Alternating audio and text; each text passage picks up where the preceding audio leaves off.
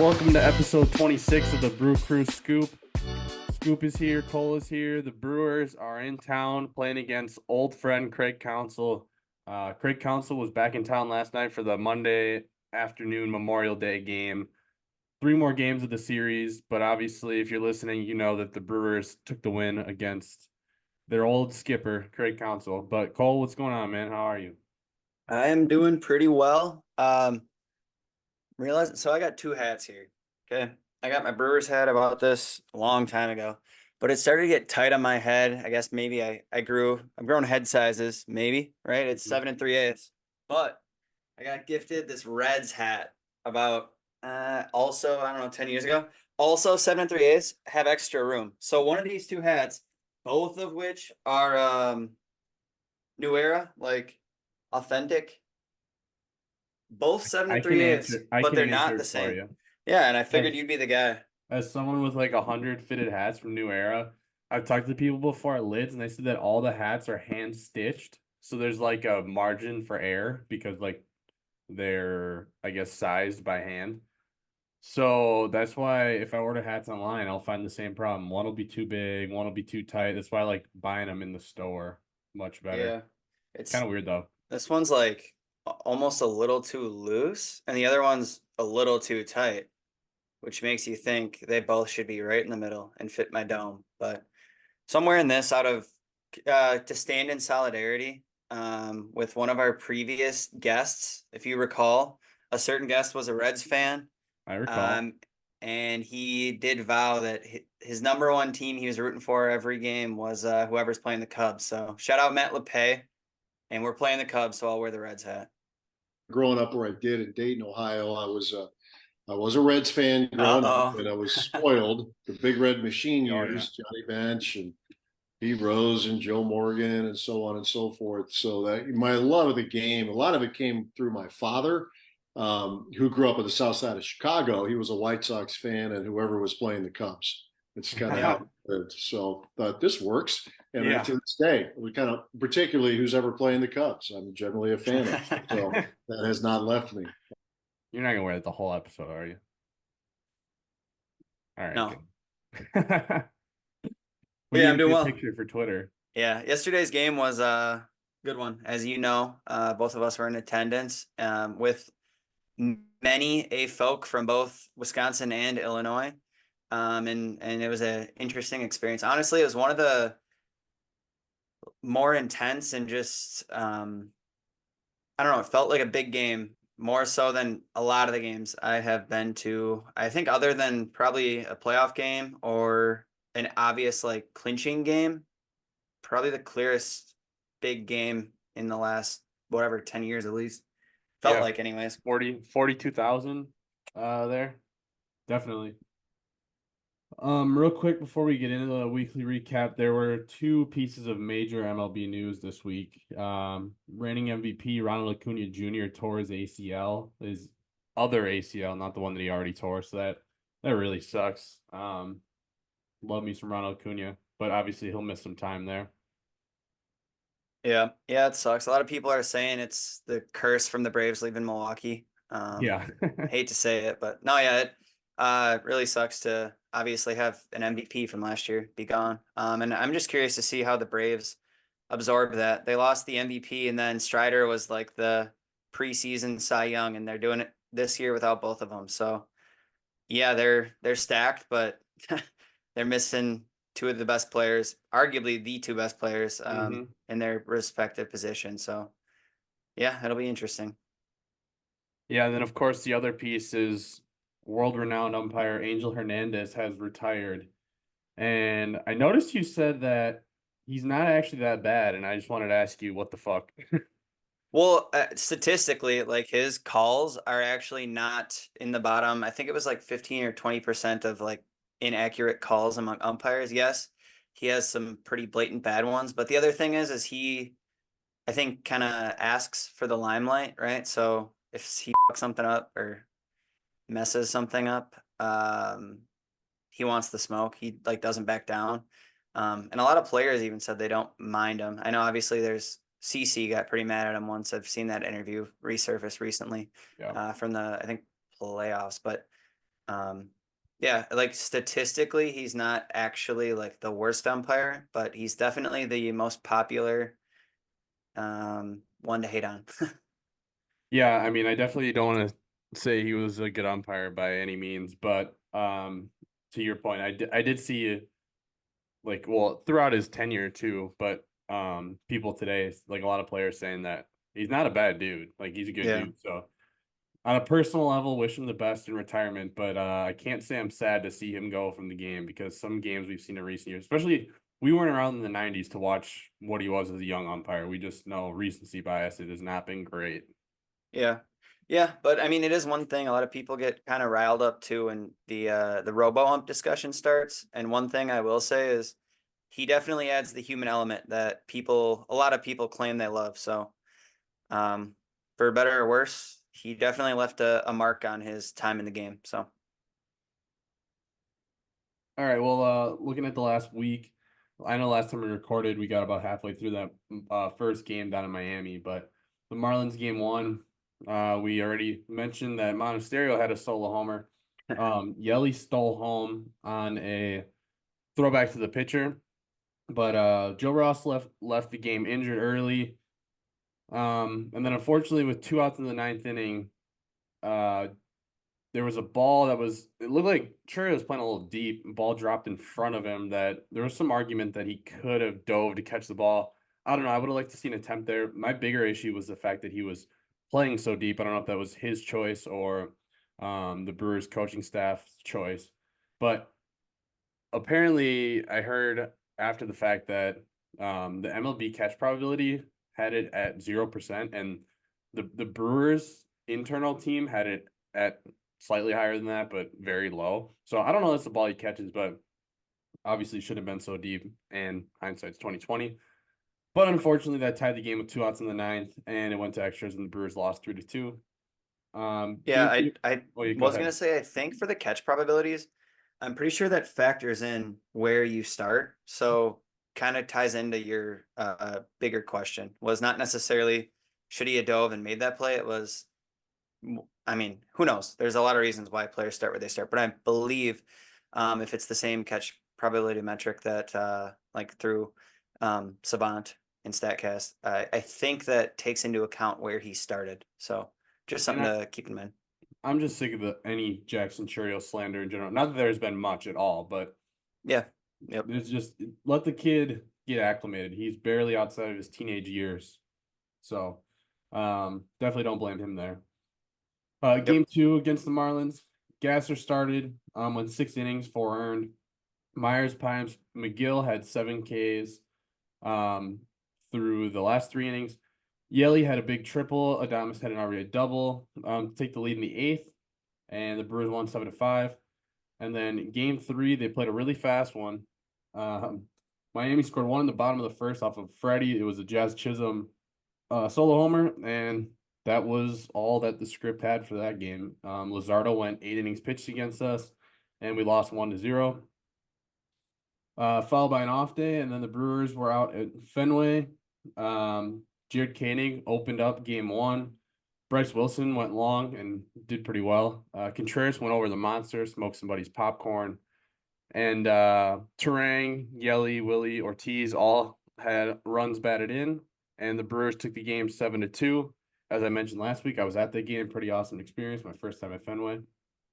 And then game two in Boston, Koenig opened again, followed by Ray. RBIs from Bowers, Sanchez, Frelick, Ortiz got the Brewers out to an early 5-0 lead. Terang added one more with a homer in the eighth, and the Brewers won 6-3.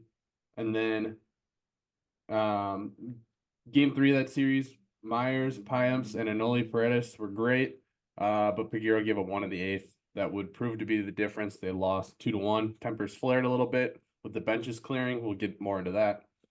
But then, yeah, we saw yesterday Memorial Day. Gasser went again, 6 innings pitched, 7 Ks, no walks, 3 hits, was incredible. The game was scoreless to the bottom of the eighth when Madrigal had an error that led in a run. And then obviously the big homer off of Hayden Wesneski was brought in to face Adames. They went righty to righty there. It's kind of interesting. Went from more of a splitter pitcher to a sweeper pitcher, I believe is what they were saying. And didn't work out in the Cubs' favor. Churio added one more with an RBI double, and the Brewers won 5-1. So again, the Brewers are 4-3 since the last episode. I feel like every week we say they were 500 or just above 500, and it's a good way to take a lead on the division. So, but yeah, I wanted to talk about the bench clearing a little bit. I actually did not watch the game because I was traveling home from Boston, but I did see a funny tweet that said it's the first bench clearing with Netflix boom mic in the middle because the Red Sox are being followed around by a Netflix crew. So it's kind of funny to see, but you could break this down better for us. So why don't you? But Chris Martin getting a little butt hurt over to the bunting. Yeah, I still don't even fully understand, other than he got riled up and obviously said something to Barry when he was walking by, but it was kind of not funny. But in the past dust ups that the Brewers have been in, which is multiple already this year, Barry's kind of been the cool head when he's been out there, kind of backing guys off, so on. But in this one, he was the one riled up, and I'm pretty sure Veritek came out too and was like trying to calm him down too, which also was cool, just because both those guys were from kind of our childhood era. I But think yeah, Barry it played was with both of them too. They yeah. said Oh, both. Veritek and Martin, I believe. Yeah, Interesting. Yeah, when Martin's not the lead singer for Coldplay. yeah. Shout out, shout out Coldplay. No, I just still don't fully understand, because I don't think it really came. Did they really did it come to light after? From what I saw, they didn't really discuss what the issue was. Martin had an interview after the game where he said that I told him to quit bunting, and then he said maybe I should take it as a compliment that they can't get a hit off of me, and then made a lighthearted comment about how him and Barry are cool. Yeah, it just Nothing to see here, but it's just old man yelling at cloud, in my opinion. Like, why are you mad at people bunt? I don't know. I don't get it. it's the opposite of old men yelling at the clouds. When I saw that, because like I said, I was on the plane. I assumed that it was a perfect game or something, and that's why he was mad about the bunting late in the game. But nope, he didn't want to field his position. I guess the old vet doesn't want to run over to first base too many times. Yeah, it's just really odd to me because I mean, I don't know. Like, teams are allowed to bunt. It's not like they were pimping a homer or something. At least I get why that might rile you up. Like, I don't know. If you've pitched in baseball, you understand. And they scored 13 runs in the first two games of that series. So, and realistically, it is a compliment. And honestly, as a Brewers fan, like, I don't even know if I don't really agree with the choice of what we were doing. Like, it benefited him. I don't. Yeah, it doesn't make any sense to me, to be honest with you. Yeah, Martin was like, "Hey, Quentin, like, that's not a good strategy for your team to win." Yeah, pretty much. I don't know. It did not make sense to me, but yeah, it was good that we could kind of redeem the first series of the week when Kean correctly predicted that we would lose a series to one of the worst teams in baseball in true Brewers fashion. Correct. Yeah, Kean's our boots on the ground tonight. He's headed to the game. We gave Craig Counsell the booze yesterday, and he'll take care of it tonight. Oh, he'll take care of it. You might see him on TV like that one kid flipping the bird. Yeah. So the only other thing I had from this weekly recap was obviously talking about the return of Counsell.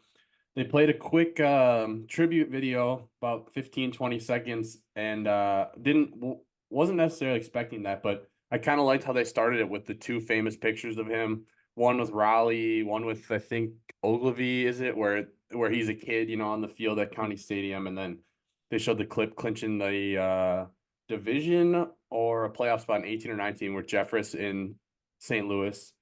And a couple of his plays here as well. Yeah. But yeah, I mean, obviously, look, I'm a Murphy guy, and I've said it before. I still am probably not gonna forgive Counsell, but I don't hate that they gave him a tribute video. I love that they started it with the pictures of him at County Stadium as a kid. To Counsell's credit, he had some quotes saying like, "Hey man, they're fans. They pay. They can feel how they want to feel. That's the point of the game." So respected that answer from him. But I loved hearing the boos, man. Like Wisconsin sports, we're typically the nice guys compared to the Chicago sports, and as fans, but it was cool to see. It definitely gave it that playoff atmosphere feel, like you said. Yeah, I think too. I couldn't tell if the guys were messing with me or not, but I'm not gonna lie, I was kind of surrounded by Cubs fans, And some guy well, actually you were down next to me when the boos were going on, and I Yeah. think you were next to this guy and he was laughing about it because Yeah. you were passionately booing.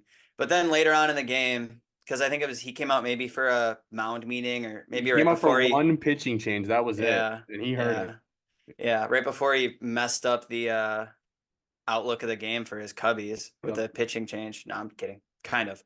But the Cubs fan asked, like, oh, like, dude, do you guys really not like him that much? Why not? And I was like, and then even on some of the national media stuff, like Jay Hay is like, how does a manager have a highlight video? And it's like, well, he also is a player here, and he also was literally, I mean, he was born a like the pictures from his childhood. Like, that's what people it's a don't think. lifetime of things. I don't know if like people really don't understand this, but he literally has been like around the team and associated with the team since like birth. Honestly, if they didn't, that's the thing is, if he went to a different team, it wouldn't be this. If he didn't have a commercial that was, I'm born to be a Brewer, this is in my blood, I didn't choose this, this isn't a bandwagon, this. If that didn't happen, To be fair though, even that part's still like true. All of it was Right. true. Like he was, but what I don't like. But for the national media to not That's understand that one part, anything else I can give it to him. But that I one just part. don't think they understand. One, I guess, like he was a relevant player when he was here for a long time,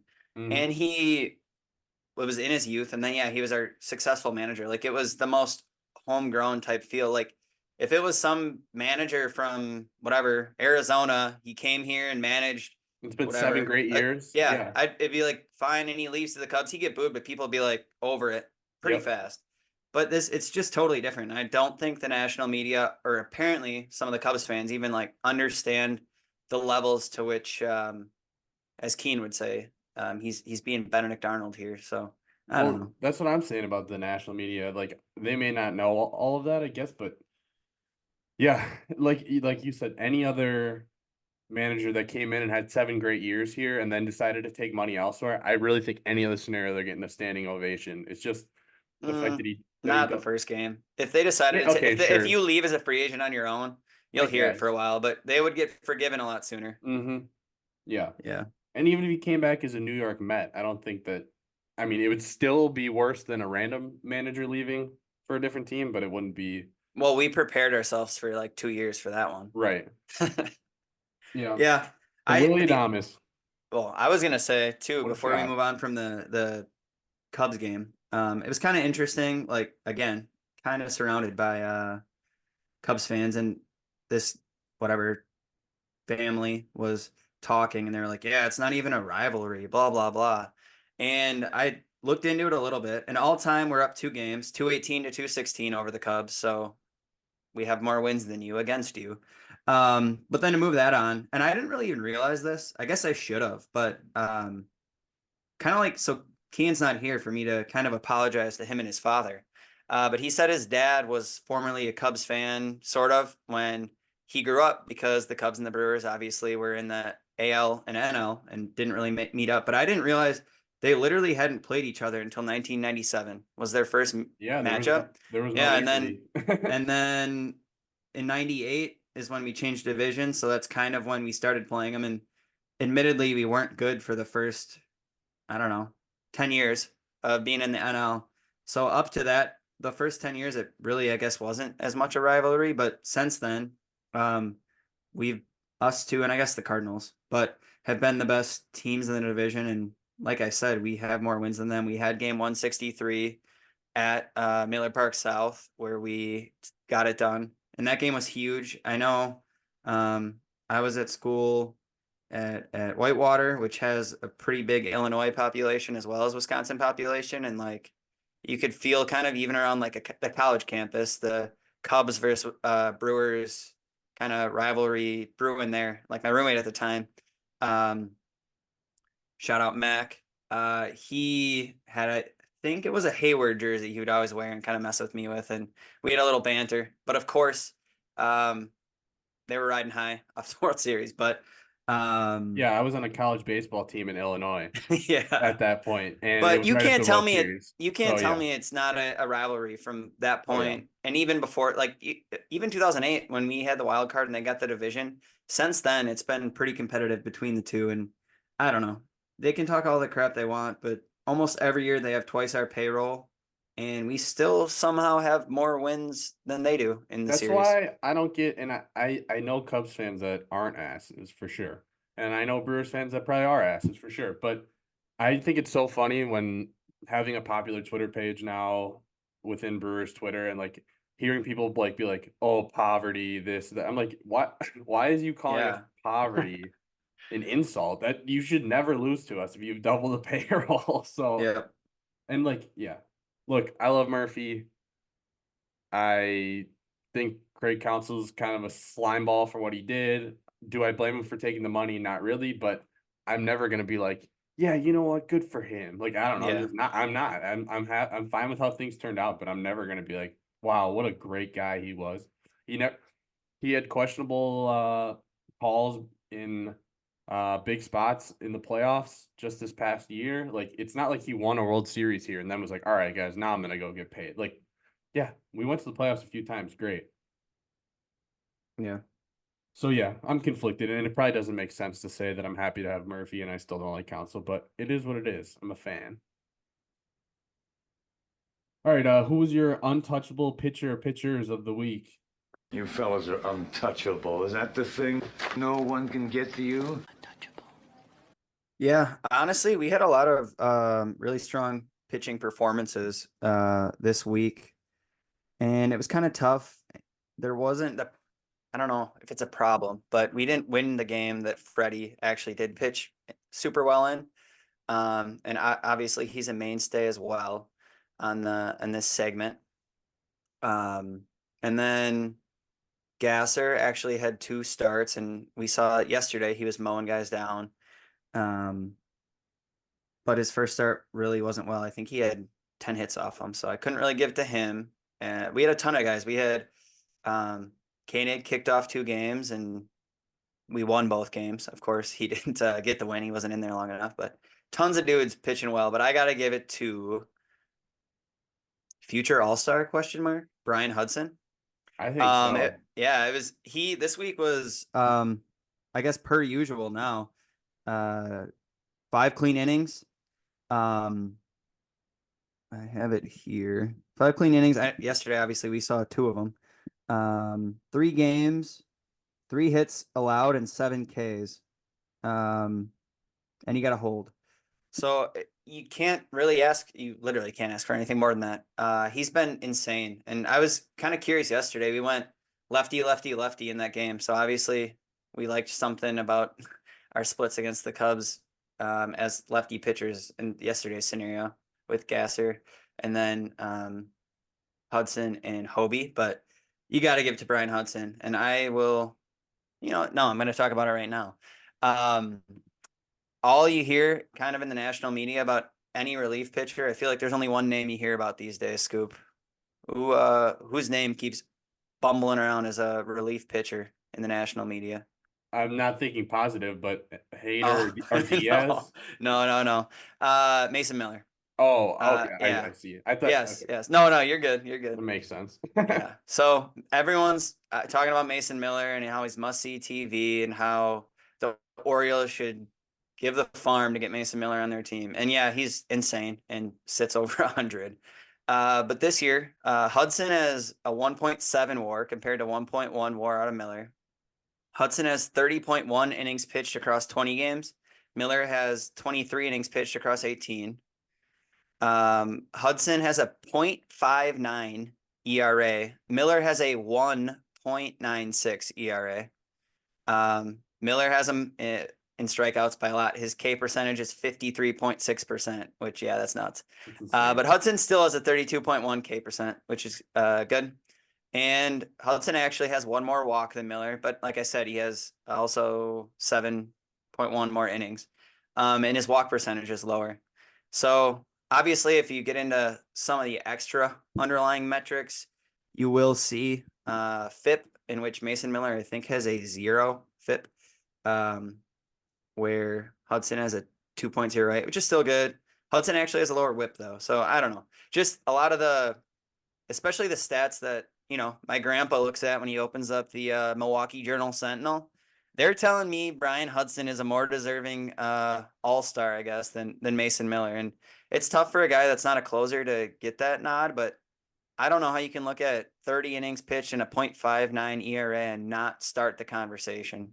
Yeah, that's the thing about Miller too, is obviously, like you said, he's closing games and just the electric stuff that's catching eyeballs, and Yeah. even more so because he's getting saves on the Oakland A's.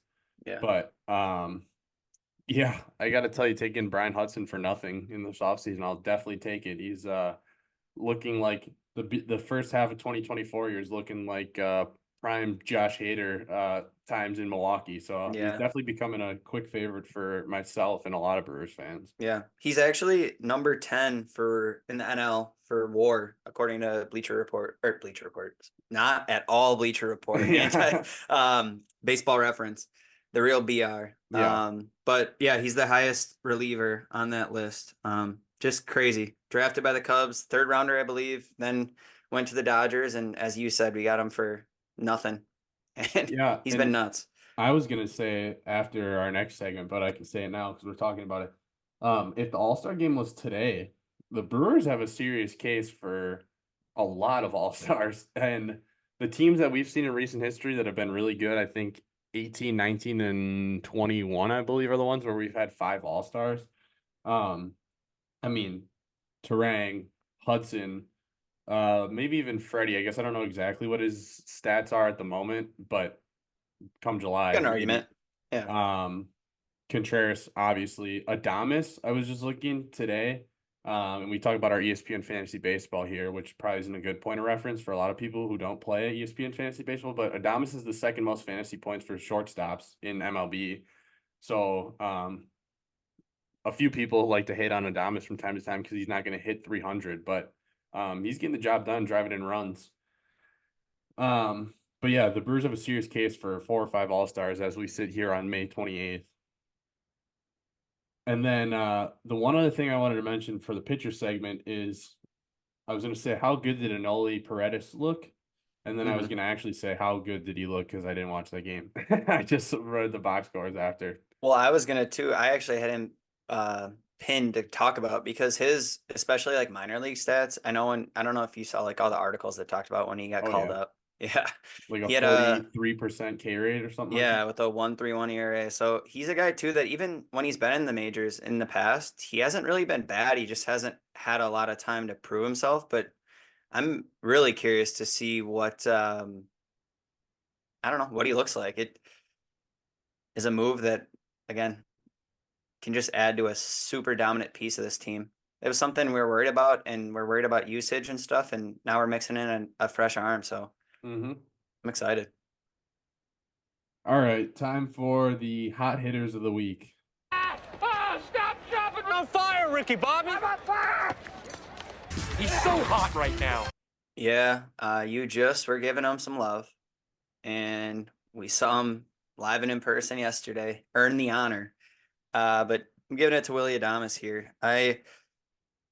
Otherwise, Monasterio actually had a good week, but he didn't play enough. He had 10 at bats, but he did hit 300 technically, and slugged a bit as we saw with the homer. But it's got to be Willy Adames. 29 at bats, 31 plate appearances including the game on Monday that we were recording during.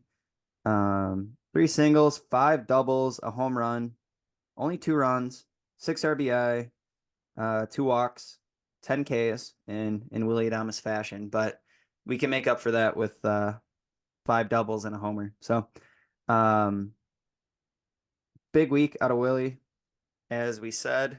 And then I was, again, just wanted to shout out Monasterio. But I also like to look into kind of some of the advanced or underlying numbers for the week. And this one's interesting because you also can pretty easily on Fangraphs look at exit velocities throughout the week, max and average exit velocities for your batted balls in play, I believe. And our leader this week, to no one's surprise, is Yelly. He ripped some balls, as we saw. And Contreras, per usual, was ripping the ball. But number 3 on this list, well, and I guess number 4, is a favorite of Coach Keane.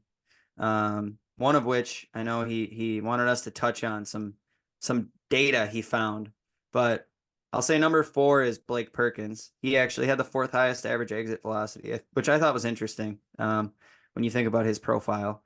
But number 3, with a 94 mile an hour average exit velo, was Jackson Chourio, one of which that ball he hit yesterday. If it had just a little bit of a launch angle on it, I think that baby would have been gone because he ripped it. But Scoop, I don't know if do you have the numbers key in? Otherwise I can pull it up. No, you go ahead and pull it up. I don't have it up, but yeah, I just wanted to add the fact that into that all-star talk. Yelich probably wouldn't be an all-star today just because he missed the time with the injury. So the counting stats haven't really gone up much since he's been back. He's still sitting on 5 home runs, I believe, and 19 RBI.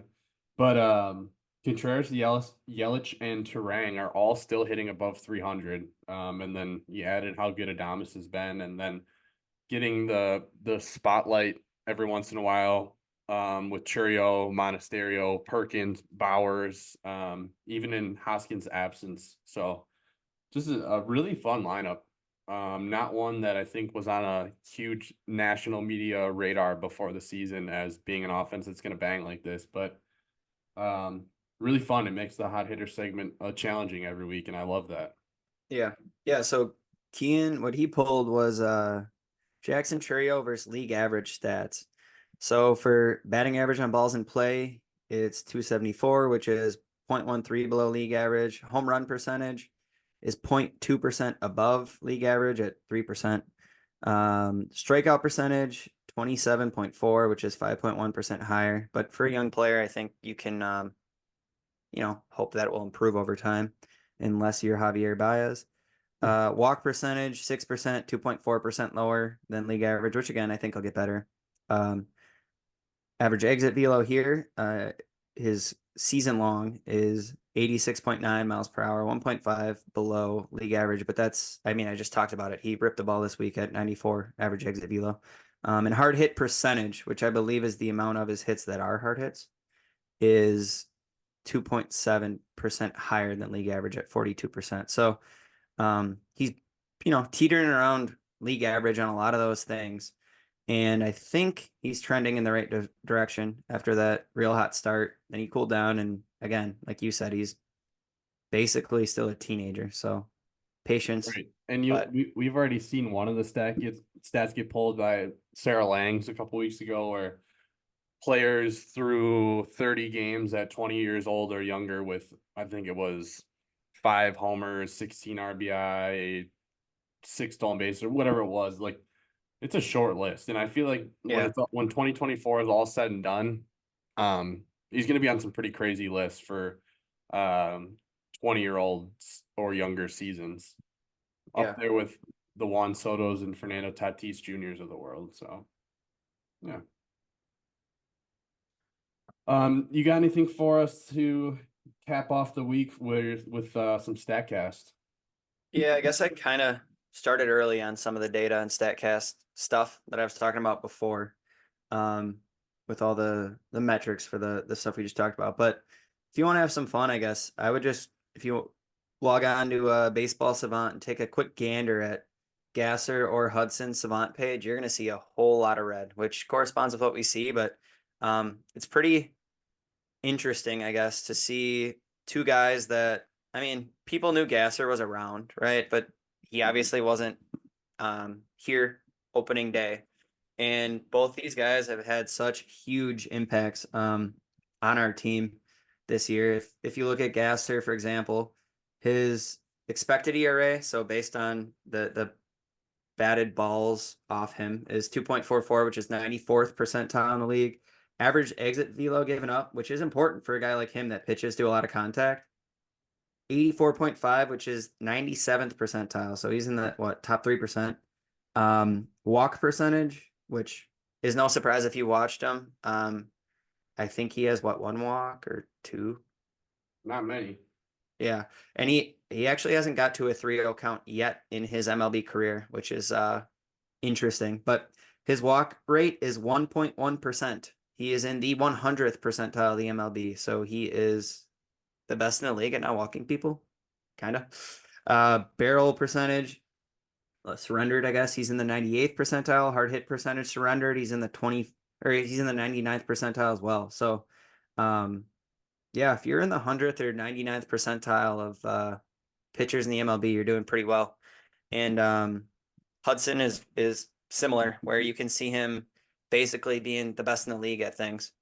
I guess like his .59 ERA reflects, but just awesome for guys that we didn't necessarily know are going to be huge pieces of this team, doing exactly that.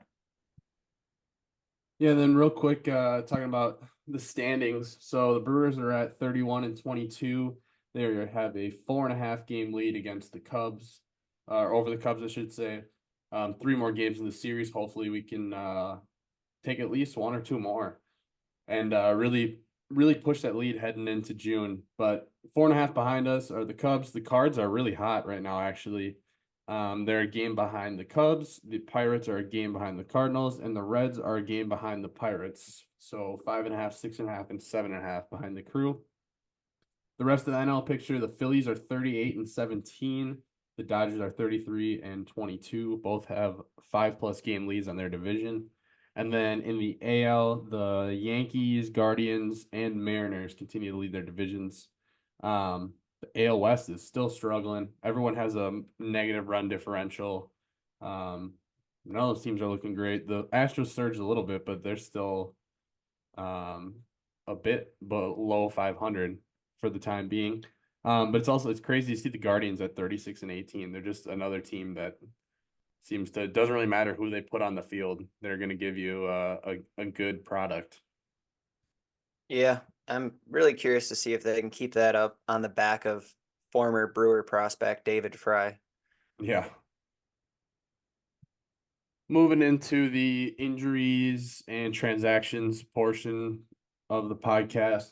Bradley Blaylock was brought up from Double-A, but then sent right back down. We mentioned Paredes came up. Joe Ross hit the IL with a low back strain, which we mentioned, and Myers was recalled. Oliver Dunn was brought up, and Weimer was optioned as a corresponding move. And then DL Hall seemed to kind of re-aggravate his injury in a minor fashion. It sounded like it was a stuck cleat on his rehab assignment, but he was up to 96 miles an hour. So it sounds like we might see him back in a relief role when he comes back. Curious to see how that shakes out. Seems like we have a lot of relievers and not a lot of starters, so maybe more openers. But then just today, just before the podcast, we heard some reports on a lot of guys. It sounded like Garrett Mitchell was playing a little more catch. Woody was playing catch for the first time that I've seen, which Woody sounds like he's still not in the picture for this year, but interesting to see him playing catch ready in May and not light catch either. Like it looked like he was letting it rip a little bit. I mean, nothing crazy at all, but and then Junis did throw a bullpen, and Rhys Hoskins was moving around a little bit as of yesterday, and Murphy said that he would not completely write off a possibility of Hoskins being back for the series in Philly, which would be the little homecoming for him, which is a week from yesterday. So we could see him back after this weekend, hopefully. Yeah, a lot of stuff moving in the right direction.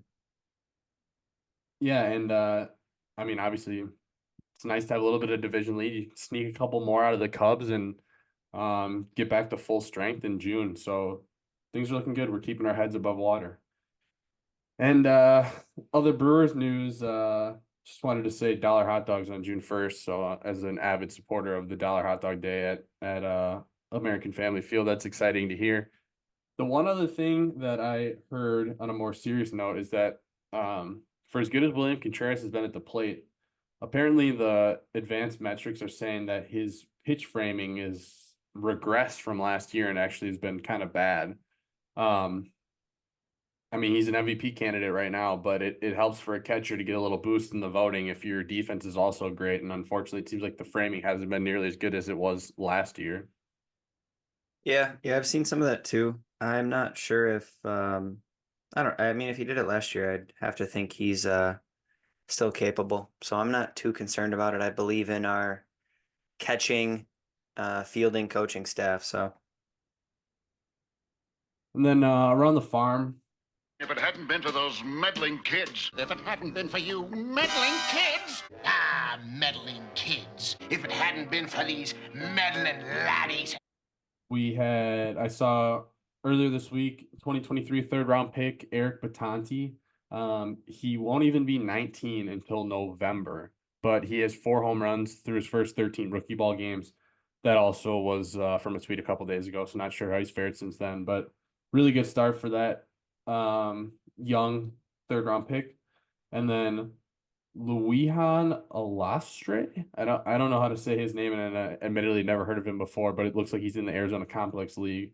Was the player of the week in the ACL with 1370 OPS, 5 extra base hits, and 3 stolen bases. And then Cooper Pratt since May 2nd. Again, this tweet was from a couple days ago as well, but from May 2nd, at least up until a couple days ago, 903 OPS with 4 extra base hits and 5 steals. And then a guy I played against in college, and don't get me wrong, he was good, but I'm shocked to see how fast he's shot up and done well in the minor leagues. Chad Patrick, a right-handed pitcher for the AAA Nashville Sounds. 12 Ks in 5 innings pitched the other night. He's the only AAA pitcher with multiple games with 21 or more whiffs this season. So good to see another arm in AAA who I guess we might see this year. I mean,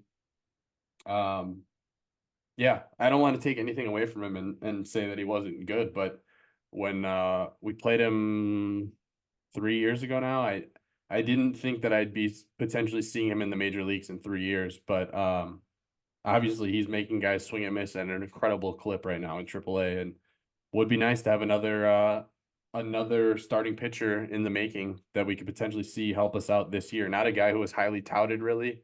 Came over in a small deal, I believe it's for Abraham Toro. Yep. Yeah. So it was like a 40-man dump of Toro, and we got something back. Yeah, and his minor league ERA across all levels has been 4.59, but this year in Nashville, he's at 3.02. So like you said, he's been pitching well. I think also his whip is a good bit below his career average. His whip in Nashville is 1.176, and like you said, he's striking people out. So I would not be surprised to depending on our needs. I know I didn't see his last start, but Carlos F. Rodriguez was also pitching pretty well as well. So lately, but I think Chad Patrick, if I remember looking correct earlier, I think he might be a Rule 5 guy after this year. So there might be a decision to be made too. Not that it's, not that I'm expecting him to win a Cy Young, but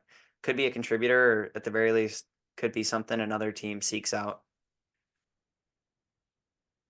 And then moving into our random game in Brewers history. Random. I saw this pop up on the feed the other day it was October 4th, 2011. This is my first postseason edition of this segment. The Brewers were playing in Game 3 of the NLDS against the Diamondbacks. They lost 8-1, but Craig Counsell made his return to Arizona and got a standing ovation. Obviously, we know the Brewers won that series, but that's 13 years to the date earlier than his last game as Brewers manager and a loss against the Diamondbacks in the playoffs. So kind of a weird tie-in. He did not get an ovation yesterday, but made me think of that. Yeah, interesting. Yeah, he's kind of his own little legend down in Arizona as well. He's a hero there. And then just minor MLB news. Aaron Judge, this 1352 OPS in 29 games since April 23rd, which was the exact OPS that Barry Bonds had from September 26, 2000 to May 2nd, 2006. So yeah, but Judge kind of looks like Prime Yelly with those OPS numbers. Yeah, it's just crazy to think about. I mean, steroids or not, we talk about, wow, Judge has been the hottest hitter in baseball. It's insane what he did this month. And then you think about Barry Bonds doing it for 6 years. So, yeah, but is Barry Bonds still going to be the career OPS leader. No, he will not. Correct. Josh Gibson. Yep. The stats are integrating tomorrow from the Negro Leagues officially into all MLB stats. So we'll have a new batting average, slugging, and OPS leader of all time, Josh Gibson. Yep. Yeah, I didn't realize when I was looking into that a little bit today. He only has like 600 career games because I think all the Negro League seasons were a good bit shorter. But yeah, interesting, and obviously a insane baseball player that deserves more recognition, up like many of the guys in the Negro League. So cool. Yeah, and then last thing for other MLB news was the way the White Sox Orioles game ended. Oh yeah. There was a hey, that wasn't infield. Hernandez. That was not Angel Hernandez. There's a pop up in the infield and with 2 outs and the 9th runners on first and second, and Gunnar Henderson came in to catch the ball, and like 5 seconds before he caught the pop up, or I'm sorry, I think there was 1 out. 5 seconds before he caught the pop up, the runner was just slowly retreating to second base and got in his way for a brief second. Wasn't even looking at him. Was just walking back to the base. So they called the infield fly, and they also called, is it obstruction or interference? I think interference when it's a runner. Yeah, I don't know. Interference. Yeah. They called interference, and they called the runner out. It was awful. I don't know how you let that happen. Yeah, but that was brutal. He literally, the base runner never looked. Like you can see it. And they called the infield fly. None of it made any sense. I think the MLB admitted that it was not the right call, but that doesn't help when it was the 9th inning. And it's just crazy that it causes an uproar. But on the flip side of that, if you don't make that call, like it's so easy to just not make that call. No one in the Baltimore dugout was going to be like asking for that. Yeah, it did. I mean, they didn't even really. I don't think they touched it all either. No. And it was well before the ball was caught and infield fly, and he didn't look at him. It was like that was an awful call. All right, and then we threw out another mailbag tweet and said, essentially, who would you like to see the Brewers specifically target at the deadline? We knew we'd get a lot of starting pitcher answers. We're hoping to get some specifics. So just to dive into that, on Twitter, we saw someone said a left-handed pitcher because the Brewers struggled to hit against them. Last year. This year, I believe we beat the splits under the leadership of Pat Murphy. I do feel like we do have a good amount of lefty pitching, so I would stretch that to just starting pitching in general. So I'll knock out all those answers real quick. There's another one that said another answer for starting pitching. Another one that said quality starting pitching. Someone that said starter rental. So the last one from Twitter that was specific was Sixto Sanchez or Edward Cabrera. And then I don't know if that was serious. Not to be an ass, but I think that might have been a joke. And then on Reddit, we got Garrett Mitchell plus prospects for Jesus Luzardo. So you're seeing a little bit of a trend there. We've seen over the last couple of weeks on Twitter that the Marlins may be a good fit since the one thing they have is a lot of pitching. And then someone said Tyler Anderson from the Angels or someone like that type. And then one other answer we saw, just a generic, more young controllable players, citing the Adames and Contreras moves, which obviously sound great on paper, but you don't know how much you give up. Obviously, Adames and Contreras worked heavily in our favor. But then the two I really wanted to touch on and go a little bit deeper in were, one said a starter rental for Perkins, Weimer, and a pitching prospect. So I'm going to be honest. I would be fine with them trading Weimer. I'd even be fine with them trading Perkins. But I just don't think Perkins is worth a ton, and he's way more valuable just to have on your roster. Right. Weimer, I mean, we have just so many outfielders. I know it works itself out, but it's working. It kind of worked in Weimer's favor with Mitchell getting hurt and stuff, and he's not working in his own favor. He just needs somewhere where you can get that leash. What I was going to say is I certainly wouldn't want to package them both up for a rental. A rental, yeah. So, and obviously this is just the arbitrary return, but let's say we go out and get the best rental on the market and that's what it costs. I don't know that that's necessarily worth it unless It might. It's really hard. It's just those. Obviously, neither guy's at their peak right now, so it's not selling a prospect high. I almost feel like the way our starting pitching looks right now, if we're gonna trade them both, I'd almost like to split it and get two above league average starting pitchers on rental Yeah, I don't deals. know if you're And really gonna get that for those two though. yeah, right. And I mean, we need someone that's clearly above average, in my opinion. It's not worth getting a mid starter because we have a ton of guys that are at least capable, in my opinion. But we need if we make a move for a starter, it needs to be someone who's taking the ball in game 2 of a playoff series, in my opinion. Otherwise, who is taking the ball, right? No, I Probably like that. Gasser, right? So then game 3, I don't know. Ross maybe, but you don't want to give the ball to Ross or Ray in game 2 of a playoff series. You Right. can't tell me you're feeling confident. And that's a good time to bring up someone who dropped something on Reddit right at the buzzer here. I was just thinking about today how cool it'd be to see him as a Brewer because I've always liked him and he was a little bit of an underachiever for a couple years. But Jack Flaherty, Yeah, he's been on fire. longtime Cardinal, he's been insane for the Tigers. The Tigers fizzle out and the Guardians continue to run away with the division. That would be an awesome piece for the Brewers. I don't know what it would cost, but he's a guy who's, I mean, he's still 30.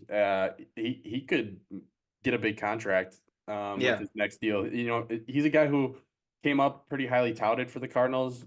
Correct me if I'm wrong, but and just didn't really pan out the way they thought he would. And now it seems like he's been incredible the start of this season. So I would love to see Jack Flaherty in a Brewers uniform. Yeah, I thought that was a good shout. I also, across a couple of the answers, I kind of liked, I don't know, there were some smart fans, it appears, on Reddit. A lot of people that were saying, don't, sell too much now. If this team, do we really think it's this team's year? And obviously we're young when you look at our roster. So a lot of people were kind of saying, don't push, a giant move or something if it doesn't actually make sense, just because we have a lot of pieces set up for a long time, I think that can help us. But then people had also said, if we make a move, they'd love to see it prefer a guy that's more than a rental. If we're going to give up the capital anyways, give out a little bit more and have it be someone that is around for a couple of years, which I think Luzardo fits that bill. But yeah, and then there were a couple funny answers, I think, that I wanted to shout out because I kind of laughed when I saw them. One, like the last one I saw that just popped up here, all the guy said was scope, which I thought was funny. And then someone else said, how about a half-year rental? Maybe that Corbin Burns guy. So of course, classic. And top comment under that was I bet we could get some pretty good photoshops of him in a Brewers uniform. So that was pretty funny. And then the top, I think, upvote getter was, they certainly don't need a manager, unlike the Cubs. But yeah, there were some good answers, and that actually had me thinking earlier. So I started diving into some of the teams that I think could potentially be sellers, and I'm not preying on their downfall, but there's a couple teams. So if you're cool with it, I'll just run through a couple of the names, I think. Oh yeah. So AL East is really hard to call. And it's still early. I think there's still some stuff to be settled there, but I'd imagine at least one of Tampa, Toronto, and Boston would end up being a seller. Boston's case, Pivetta is a free agent after this year, and he's actually pretty solid. He Ks a lot of guys. He'd be a fun arm to add, I think. Toronto isn't as easy. If they sell Kikuchi's a free agent after the year, so he'll definitely be available. Scoop, I know he's your guy. Performed for you in your fantasy matchup this week. Ruined my season. Thanks, you say. Yeah, Bassett has 1 year left after this year, but it's at 22 mil, and I don't know if we want to make him our second highest paid player. Right now. At Tampa, Savali, I think has 1 year ARB after this year, but he's been pretty bad this year. But it showed it in the past. He's good. And Eflin has, I think, 1 year after this year at 18. So I'd be curious with them just because they have so many arms in their org. They have like 4 guys coming off TJ. So in theory, next year, they'll have a lot of arms. So curious. Those are all pretty quality arms that could pop up. You already hit on Flaherty. a real popular name that's already popping up is Eric Fetty from the White Sox. I think he played in Korea or Japan and has been insane this year. He's top 10 in AL pitcher WAR. I think he's even top 5 if I recall, but I think he has like a 2 ERA. One of those guys that came back from playing in Asia and tweaked a couple things, and now he's a stud, I guess. Not sure if it's going to continue, but he's definitely a guy that'll be on the move, I think. But he does have another year control next year at $7.5 million. So that's interesting. AL West is kind of a question mark right now, too. You have to assume the A's would probably be willing to sell. And Paul Blackburn has a year of ARB left, and he's actually real solid. So he'd be worth consideration. And Paulie JP Punch-Out. Sears, yeah, Paulie Punch-Outs. JP Sears has a bunch of control left. And he's been hyped in his past, and I think he's still got some gas in the tank. And the Angels, Griffin Canning, who's okay, has a year ARB left, and I'm curious what they do with Detmers because he's been up and down and has a lot of control left, but at his best, he's nasty. He's a guy where, especially our track record with pitchers, if we could get him for the right give, I'd be really curious to see him and Freddie on top of a rotation. So Former first round draft pick not that long ago. Detmer's is actually a friend of mine, and when he got picked, I vividly remember that first pick because my buddy was sitting with him in the Louisville locker room, and when they cut to MLB Network, he was right next to him celebrating with them. It was Awesome. a teammate at JUCO. Yeah. That was super funny. So I've been following Detmer since the minors, but always been highly touted. And like you said, when he's on, he's nasty. He's got no hitter. Yeah. I'd love to see Detmers. Yeah. And then NL wise, the Nats will be moving Trevor Williams. I think he would be a rental. He's been good this year in his career. He's fine. He's like a 4, just over 4 guy. Again, he's not like a needle mover though, like a lot of these guys, which is the problem. Mets, Severino will be available, and I think Mania is either has a year left or he's gone. I think he'd be interesting because he can really easily be a long reliever or a starter, but he strikes out a lot of guys. He's just fun to watch. So I'm curious there. And then we already talked about the Marlins. I think Luzardo is by far the most likely to be moved for them, just because a lot of the other guys are more control left, less valuable, or they're Sixto Sanchez, and he's not worth anything. Mm-hmm. In our own division, Pirates could move Perez. He's fine, and he pitches contact well. He wouldn't be the worst fit, but again, not a needle mover. And the Reds, if they fall out of contention, clearly, I think Frankie Montas is on a 1-year deal.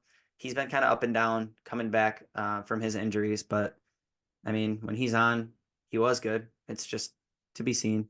And then the last ones to hit on is really hard to call because the NL West is so competitive. But the obvious one, Colorado, they've actually had a lot of pitchers pitching well this year.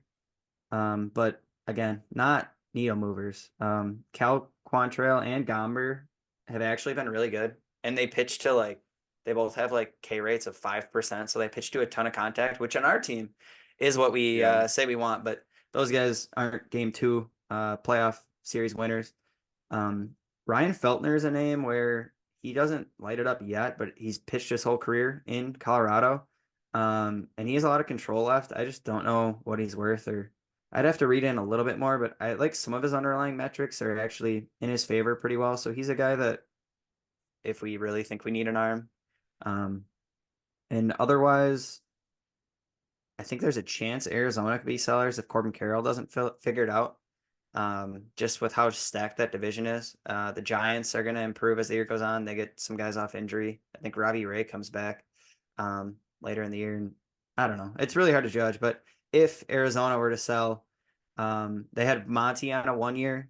Merrill Kelly, who's out injured right now, but I don't think he's out for a season yet. He's supposed to be back soon. Yeah, he'd be a rental. He'd be a rental as well. And Gallen has 1-year ARB left. So depending on how the next 2 months go, I would love if they blew things up. Yeah, I mean, I don't know if they'd move him, but I don't know, but I just really like Zach Gallen. Yeah, he's he is a game 1 or 2 starter. Mhm. That's what I'm talking about. But Yeah. yeah, and we have the capital, so I'd be curious. Yeah, let's keep pushing that division lead and put the pressure on Matt Arnold to make it happen. Mark A. Yep. Upcoming schedule. So the Brewers got 3 more against the Cubs, and then the other Chicago team comes to town for this weekend for 3, and then they hit the road for Philly and Detroit. Beer of the week. I'll have a brewski, Charlie. Oh, yeah. I've been known to drink a beer or two. Like I said, I was at Fenway on Friday, so I'll give a shout out to the Samuel Adams Wicked Easy Light and Hazy Lager. It was good. Kean gives me shit for always rating the beers 8 or 9 because I'm not going to share the bad ones. So I'll say this one was about a 7. It was good, but it wasn't one of my favorites. So Oh, he goes for the out of town beer. The non-local beer gets if you're a non-local beer and Scoop reviews you are getting docked 2 points for out of town disadvantage. Hey, Sam Adams, our DMs are open. All right. So if you want to sweeten the deal, then we'll talk about a 9. And then final thoughts. So I got a few of them. First, my tweet about Zach Greinke, which wasn't entirely serious. I'd welcome him back with open arms, but also at the same time, I'm understanding that he's probably not going to really solve much of an issue for us. It's more just a vibe thing, and seeing him get 3,000 Ks here in Milwaukee. But a lot of people were like, hell yeah. And then a lot of people are like, get over it. Let it go. He's not good. Fuck you, Scoop. Like, okay, all right, take it easy. So that, yeah, whatever. That didn't go as well as I thought. But I'm still here for the vibes. And then to keep going with former Brewers, Prince Fielder, we saw him swinging in the Hall of Fame East-West Home Run Derby in Cooperstown. Another Negro League thing that was going on last week in Cooperstown, or this past weekend. Really cool to see him swinging the bat and hitting home runs at Doubleday Field.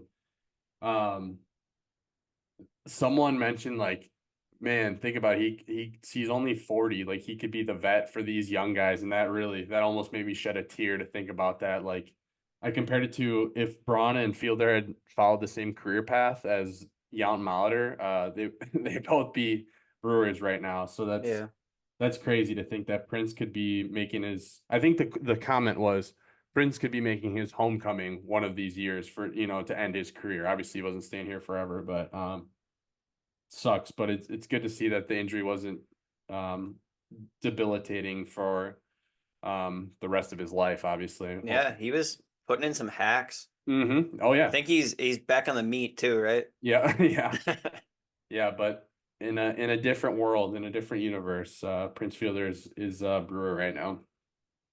And then one other thing from around the league, Babe Ruth called his called shot jersey, like from that game, is going on auction in July. So we'll see what that sells for, which is insane.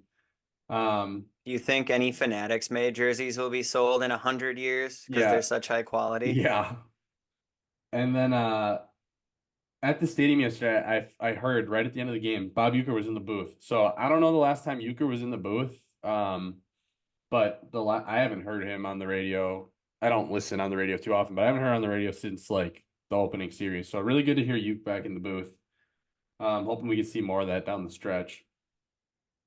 And then last thing I wanted to say for my final thoughts was rest in peace to 50/50 soda, Milwaukee born soda, the grapefruit lime soda. I saw that on Milwaukee Twitter, and I saw you said how you liked it too. It was a great soda. I can't believe it's like a better Fresca, and it's just sad that I didn't know when I took my last drink of 50/50 that it would be my last. So yeah, there's a last time for everything, man. Mm-hmm. I wasn't ready, but do you have any final thoughts, soda related or not? Yeah. One, it's very, very lightly baseball related, but I really thought you were going to say it too. You came in hard with a rest in peace, and then you gave it to a soda. I was going to say rest in peace to one of my favorite kind of sports figures to follow along with, Bill Walton. Just a one-of-a-kind sports mind, and that cannot be argued. I particularly during COVID, I was working remote from home. And whether it was in part of my workday maybe or after the workday, definitely, they were doing the Maui Invitational in Asheville, North Carolina. And I don't even know if Walton was there. He might have been remote, but I think he was there. But he was on the call and he was just being himself, but so weird that it was the one thing that was almost normal in the weirdest times of COVID when the world shut down and Maui's in Asheville and nothing makes sense. But he made so little sense that it made it feel like it was normal times again. So shout out Bill Walton. There is some absolute gold clips on the internet right now. Do yourself a favor, Google or X search Bill Walton, and laugh along to those if you can follow along, because it's not always easy. So shout out Bill Walton. And then I guess one other thought was I saw, and I only briefly was reading into it, but the Perfect Game Fanatics deal, I was reading into a little bit about it, that basically Perfect Game has you sign over, I don't know, basically some usage rights and stuff when you play in their tournaments, which, I mean, I haven't seen my face anywhere since my Perfect Game games and tournaments, but it seems like another thing in the long line of Fanatics now kind of getting rights to youth athletes and younger athletes that don't know their own worth yet or don't really have it yet. Essentially which signing really, away your NIL. yeah, which basically only benefits Fanatics and not the kids. So sounds about right. Interesting. Yeah. Yeah. I know Marvin Harrison Jr. in the NFL world, and it's up to dispute, I guess, what the true contract details were, but he's kind of in a battle with Fanatics, and they're saying that he's misrepresenting the contract. But I mean, even if he is, I'm sure Fanatics is getting the better end of the deal than the player that has the worth. So interesting. Fanatics is always getting the better end of the deal. That slimy company. Can't stand them. All right, well, that is all I had. I'm excited to sit down for 3 more Brewers Cubs games. That's like, I won't even say silver line anymore because, like I said, I'm over it. But that's like the cool thing now about these Brewers Cubs games is every time the Cubs are playing, I'm rooting against them extra. So it's like their opponent is the Brewers, so I can get invested that much. And when they play each other, it feels like a playoff game. So I'm all in, and I'm excited to watch the rest of the series. Go Brewers. Go Brewers.